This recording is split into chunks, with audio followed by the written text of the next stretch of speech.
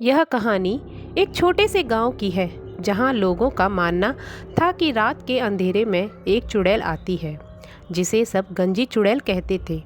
वह अपनी खौफनाक हरकतों के लिए जानी जाती थी। गांव की लड़कियों के लंबे और घने बाल काट ले जाती थी वो।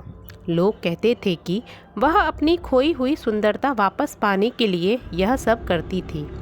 गांव के एक स्कूल में पढ़ने वाली अनामिका नाम की लड़की को पढ़ाई के साथ साथ कहानियों का बड़ा शौक था। वह हर वक्त अपने दोस्तों से कहानियों पर चर्चा किया करती थी।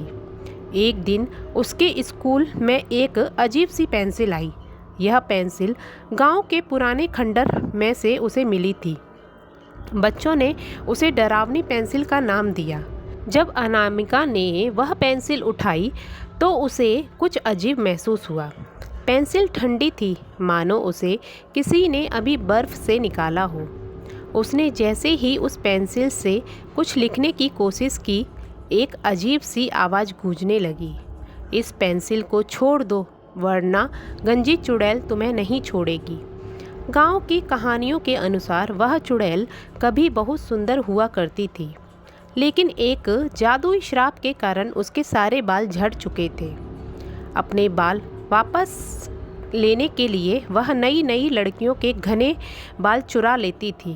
वह बालों का इस्तेमाल अपने सिर पर जादू करके बाल उगाने की कोशिश किया करती थी, लेकिन हर बार असफल हो जाती।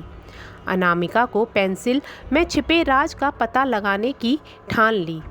उसने अपने दोस्त को लेकर उस खंडर में जाने का फैसला किया जहां से पेंसिल मिली थी। रात के समय वे खंडर में पहुंची। वहां का माहौल बेहद डरावना था।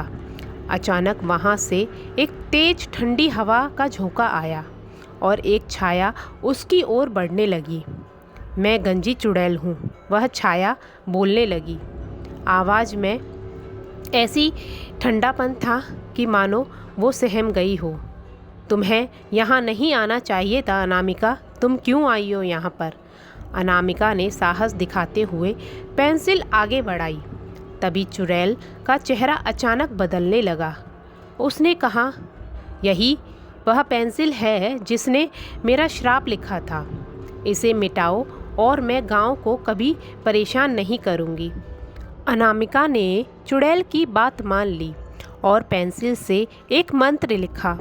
अचानक चुड़ैल की परछाई गायब हो गई। गांव पर से उसका आतंक खत्म हो गया।